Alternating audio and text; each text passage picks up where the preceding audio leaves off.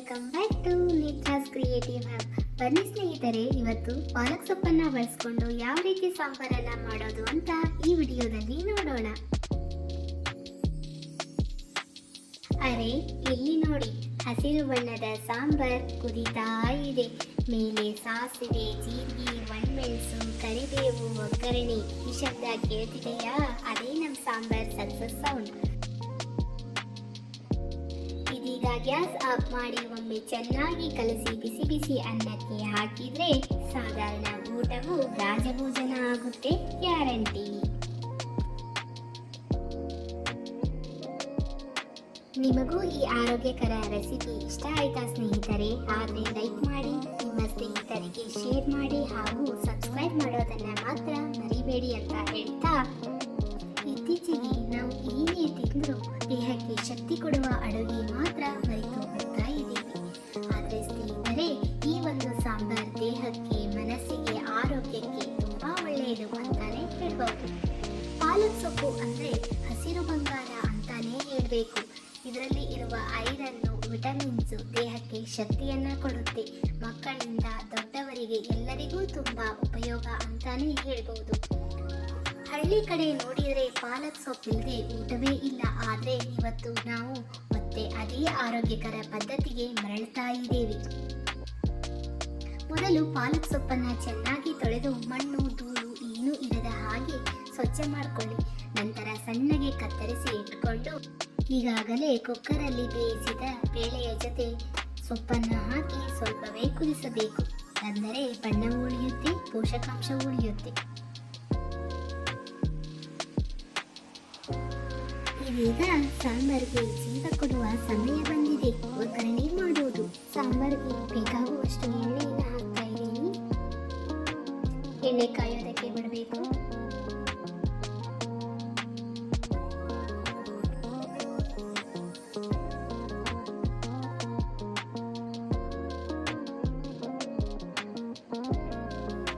ಒಂದು table spoon ಸಾಸಿವೆ,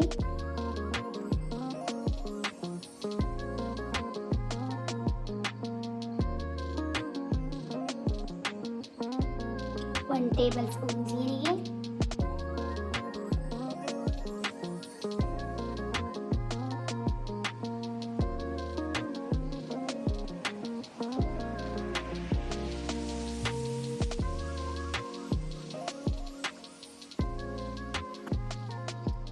ಎಂಟರಿಂದ 10 ಹೆಸರು ಬೆಳ್ಳುಳ್ಳಿ,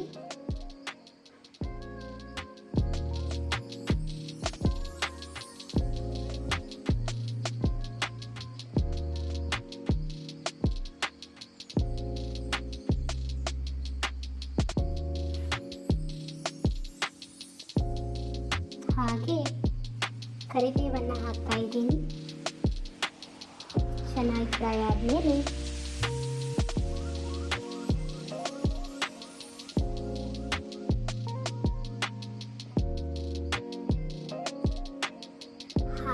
ಚೆನ್ನಾಗಿ ಫ್ರೈ ಆದಮೇಲೆ 2 ಮೀಡಿಯಂ ಗಾತ್ರದ ಈರುಳ್ಳಿಯನ್ನು ಚಿಕ್ಕದಾಗಿ ಕಟ್ ಮಾಡಿ ಇಟ್ಕೊಂಡಿದ್ದೀನಿ. ಹಾಗೆ ಅದನ್ನು ಕೂಡ ಸೇರಿಸ್ಕೊಳ್ತಾ ಇದ್ದೀನಿ.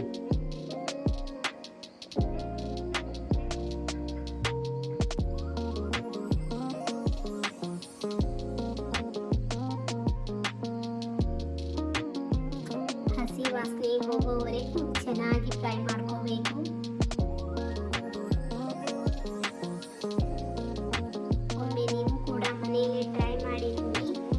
ತುಂಬ ಚೆನ್ನಾಗಿ ಬರುತ್ತೆ ಟೇಸ್ಟು. ಹಾಗೆ ಮನೆಯಲ್ಲಿ ಡೈಲಿ ಹೇಳ್ತಾರೆ ಇದೇ ಸಾಂಬಾರು ಮಾಡಿಕೊಡು ಅಂತ. ನನಗಂತೂ ಈ ಸಾಂಬಾರು ಅಂದರೆ ತುಂಬಾ ಇಷ್ಟ. ನಾನು ವಾರದಲ್ಲಿ 2 ಸಾರಿ ಆದರೂ ಈ ಸಾಂಬಾರನ್ನು ಮಾಡ್ತಾ ಇರ್ತೀನಿ.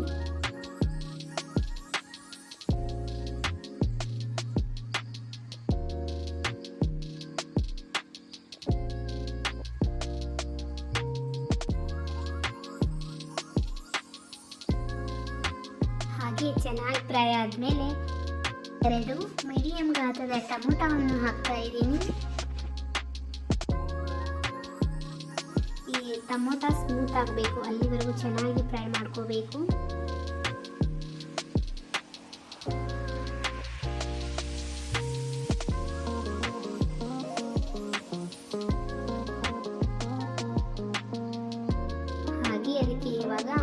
ಪದಾರ್ಥವನ್ನು ಹಾಕೋಣ. ನೋಡಿ, ಚೆನ್ನಾಗಿ ಫ್ರೈ ಆಗಿದೆ. ನಾನು 2 ಟೇಬಲ್ ಸ್ಪೂನ್ ಅಚ್ಚ ಖಾರದ ಪುಡಿಯನ್ನು ಹಾಕ್ತಾ ಇದ್ದೀನಿ.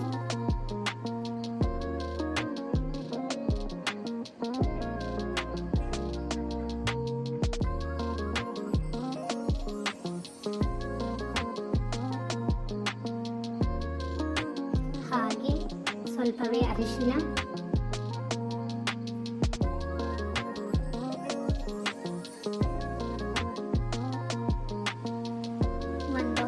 ರಸ ಹಾಕಿ ಚೆನ್ನಾಗಿ ಫ್ರೈ ಮಾಡ್ಕೋಬೇಕು.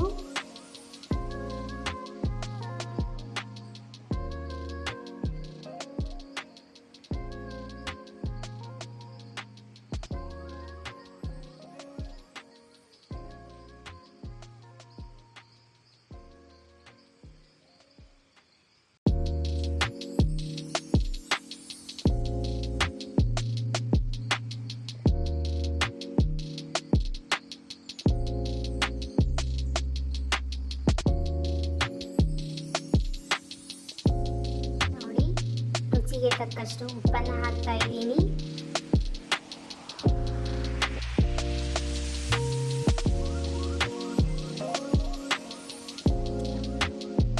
ಹಾಗೆಯೇ ಸ್ವಲ್ಪ ಬೆಲ್ಲವನ್ನು ಕೂಡ ಸೇರಿಸ್ಕೊಳ್ತಾ ಇದ್ದೀನಿ.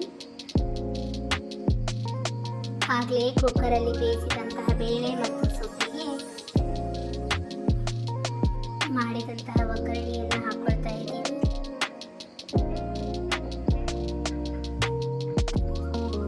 ಚೆನ್ನಾಗಿ ಮಿಕ್ಸ್ ಮಾಡ್ಕೋಬೇಕು. ನೋಡಿ, ಬಾಯಲ್ಲಿ ನೀರು ಬರ್ತಾ ಇದೆ ತಾನೇ. ಹಾಗೆ ಅದಕ್ಕೆ ಸ್ವಲ್ಪವೇ ನೀರು, 1 ಗ್ಲಾಸ್ ನೀರನ್ನು ಮಾತ್ರ ಹಾಕಿ. ಜಾಸ್ತಿ ಹಾಕಿದರೆ ಅಷ್ಟೊಂದು ಟೇಸ್ಟ್ ಬರಲ್ಲ. ಈ ಸಾಂಬಾರ್ ಸ್ವಲ್ಪ ಗಟ್ಟಿ ಇದ್ರೇ ಟೇಸ್ಟ್ ತುಂಬ ಚೆನ್ನಾಗಿ ಬರುತ್ತೆ.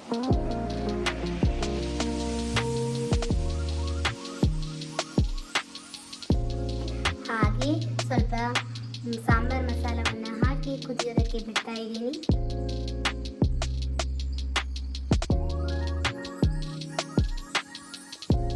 ಇನ್ನು ಇಂತಹ ಒಳ್ಳೆಯ ಆರೋಗ್ಯಕರ ರೆಸಿಪಿಗಳಿಗಾಗಿ ನಮ್ಮ ಚಾನಲನ್ನು ಸಬ್ಸ್ಕ್ರೈಬ್ ಮಾಡಿ.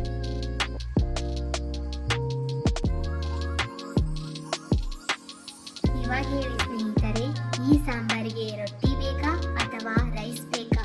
ಎರಡು ತುಂಬ ಚೆನ್ನಾಗಿ ಹೊಂದುತ್ತೆ. ಒಂದು ಸಲ ಟ್ರೈ ಮಾಡಿ ನೋಡಿ. ನಿಮ್ಮ ಅಭಿಪ್ರಾಯ ಹಾಗೂ ಹೇಗಾಗಿದೆ ಎಂಬುದನ್ನು ಕಮೆಂಟ್ ಬಾಕ್ಸಲ್ಲಿ ತಿಳಿಸಿ.